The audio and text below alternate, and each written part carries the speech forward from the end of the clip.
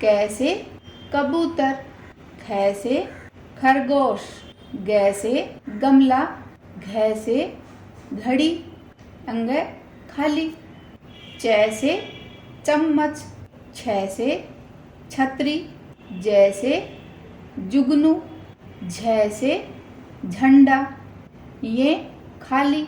हिंदी वर्णमाला के समस्त वर्णों को व्याकरण में दो भागों में विभक्त किया गया है, एक स्वर और दूसरा व्यंजन।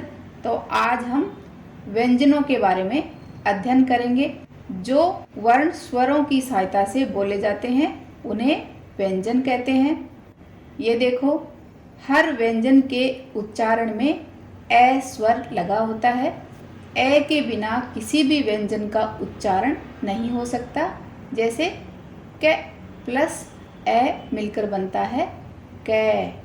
ऐसे ही सारे व्यंजनों में ए स्वर लगने से इनका उच्चारण पूर्ण होता है। देखिए कैसे। व्यंजनों की पहली पंक्ति है कै, ख, ग, घ, अंग। तो इनको बोलते समय इस बात का ध्यान रखना है कि ये कंठ से बोले जाते हैं। तो इनका उच्चारण कैसे करेंगे? कै, ख, ग, घ, अंग।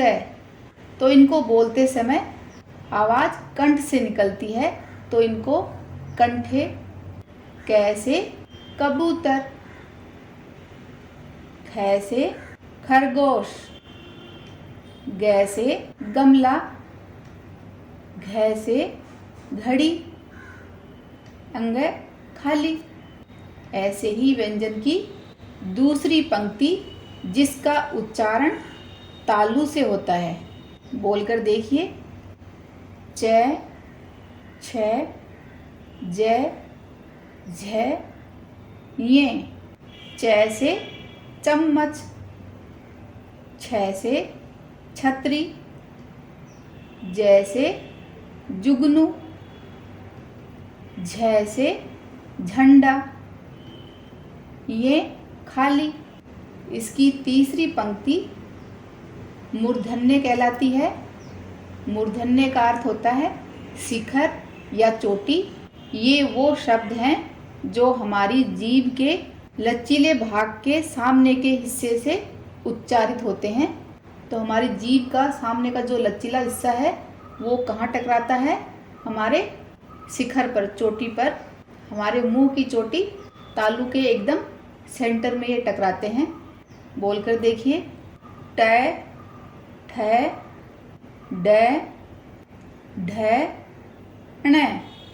ट से टमाटर, ठ से ठग, ड से डमरू, ढ से ढक्कन, अण खाली।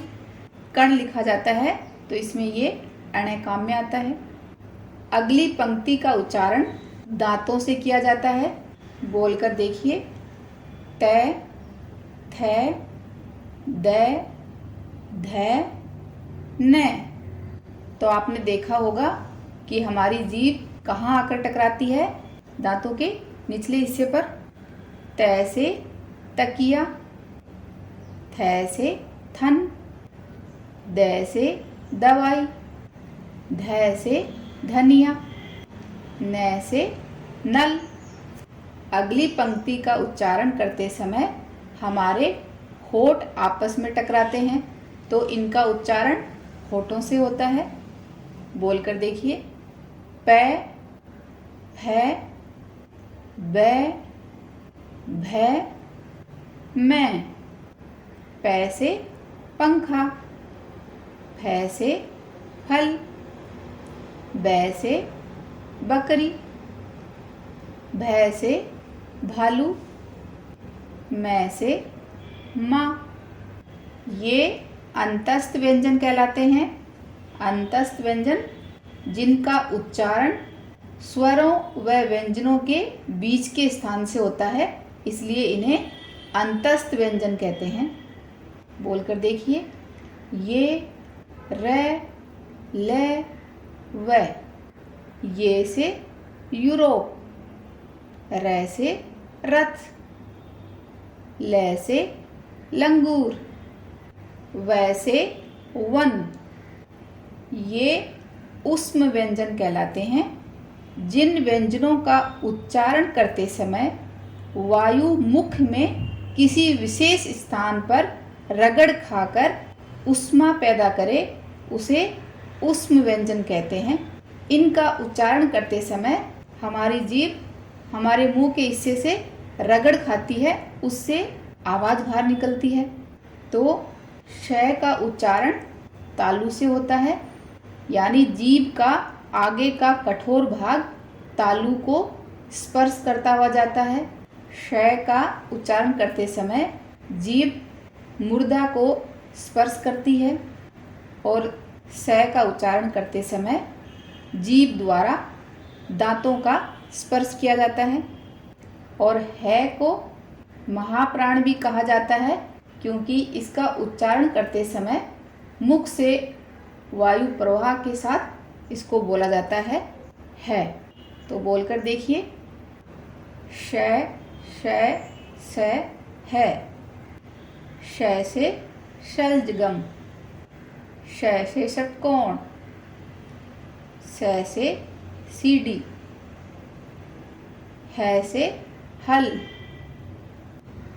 और ये व्यंजन संयुक्त व्यंजन में आते हैं, क्योंकि ये एक से ज़्यादा व्यंजनों से मिलकर बने होते हैं। जैसे अक्षय श, र और ए से मिलकर बनता है, त्र, त, र और ए से मिलकर बनता है, गे, ज, ये और ए से मिलकर गे बनता है। बोलकर देखिए, क्ष, त्र, गे। क्ष से क्षत्रिय, त्र से त्रिशूल, ग से ज्ञानी। इस तरह बच्चों आज हमने व्यंजनों का उच्चारण करना सीखा। अब इनको अपनी अभ्यास पुस्तिका में लिखकर देखिए।